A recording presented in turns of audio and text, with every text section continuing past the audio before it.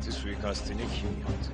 Emri kim verdi? Polat Alemdar'ı kurtarmak için artık çok geç. Yapılması gereken onu tasfiye etmek. Abi gelmezse bizi de yaşatmazlar zaten. Benim bakış açımdan yapılacak en doğru şey seni yaşatmamak. Öyle değil mi? ATV YouTube kanalına abone olun, hiçbir şeyi kaçırmayın.